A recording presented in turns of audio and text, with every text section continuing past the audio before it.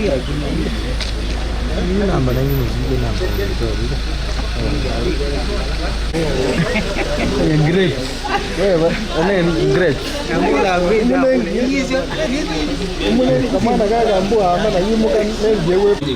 the new CC for all of Machakos County, and I want to give my commitment to the governor and the people of Machakos County that we shall deliver quality, but as a team, we shall come together and see what we can do with. My question to you is it true that we have cases of cholera? Yes. Currently we have 8. But what about inside the prison, for instance? Yes, ni wa report iwe ni national government kana serikali la nene. Yunondo no kwata na wa. We ona nia kana no na kwata ni we na wa because mena mabetio. Na nundu wa kitumi kiu sibitali wito wa masako yuti onena. Twina na nurses. Ni maende na kuthukuma kana makikishekana awawasu ni maboa. Tuambie twina awau 11 ya kusisia uiti masako na duisisia ediwani kusio timingwe na umuta kundu kwa ile kwekwa ni asia kana hospitali maitu othe yumena ndawa okukwata na andwangi na ni ukwata ni wawusu kondu ni asia kana ithie tayari itwa indi mwene ndi athambe moko na iya liu ula muwe ukabia na liu ula thamba moko. Thank you. Will also be closed down. And I will personally lead a team at a specified period of time to check across the county to ensure that those directives are adhered to. I thank you. Any questions? Here, one patient is in critical condition. Cholera outbreak started from GK prison and the school for the deaf. We have since sent our officers to those 2 institutions, and they are working together with management to ensure that the situation is brought under control. Cholera is contagious.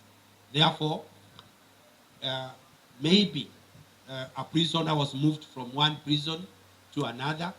Remember, the national government reported some time back the outbreak in the country. And since Kenyans move freely, this is a disease that can also move with the people. And therefore, we do not want to apportion blame to anybody. Cholera can be found anywhere, depending on the conditions that people live under. Thank you. Thank you, Bwana Waziri. But what about inside the prison, for instance? Yes, the information I've given is for everybody. And I've also confirmed, Aduman, that our officers are at the prison, are at the school of deaf, and are working together with the hospital and the institutional management to ensure that hygienic conditions are improved and that there is no further spread. I can say that we are no longer receiving from the institutions.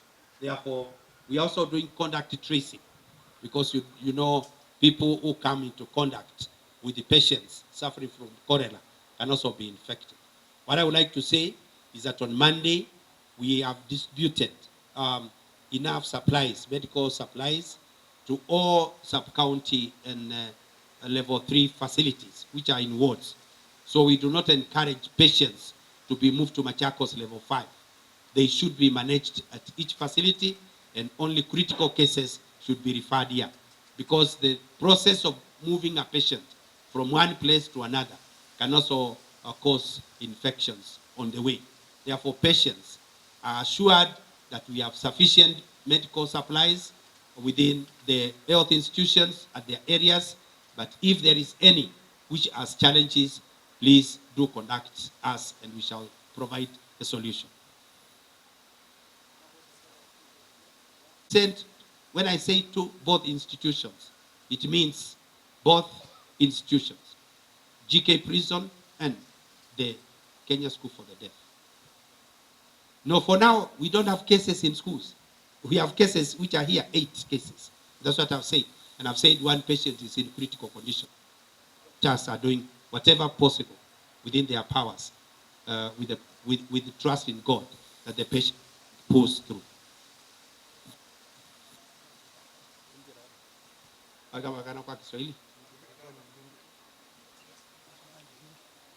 Baitu ni to say that as we all know, cholera disease is a contagious disease, and it causes diarrhea and dehydration.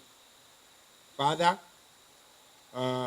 is caused by eating food which is contaminated or water which is also contaminated. So what I want to say is that I want to give an update on the actions that we have taken as a government. One is that active rapid response teams are available at both at the county level and at every sub-county level.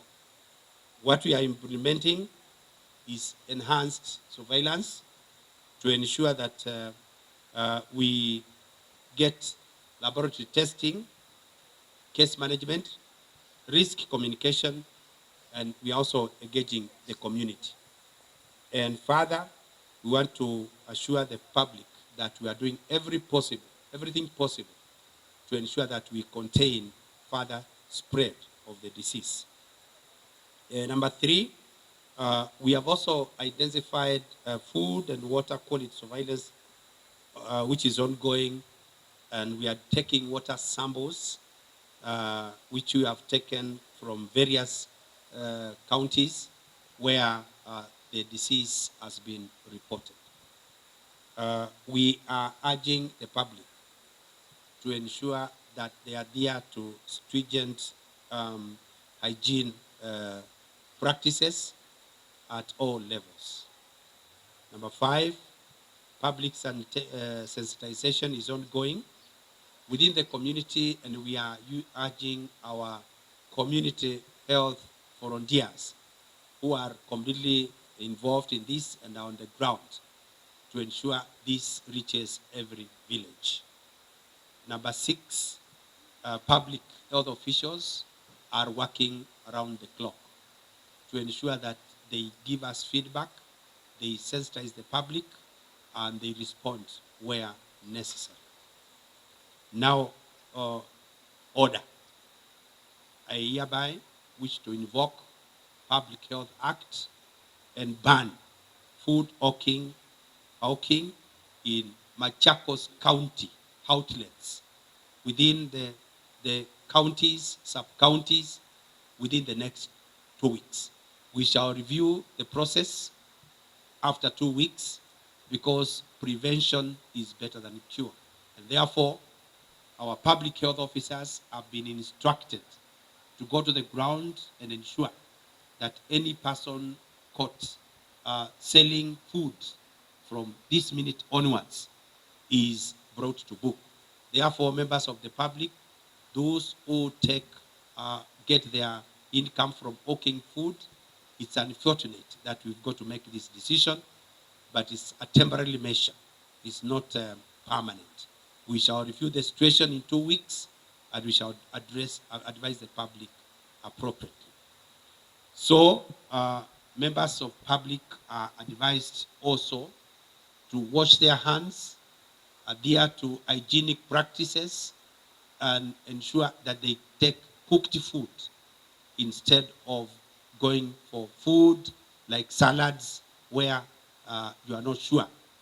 You can only eat food in hotels that have maintained high standards of hygiene. Therefore, I'm appealing to hotel owners that our teams will inspect hotels. Any hotel found to be operating in conditions that are unhygienic will also be closed down. And I'll personally, lead a team at an unspecified period of time to check across the county to ensure that those directives are adhered to. I thank you. Any questions?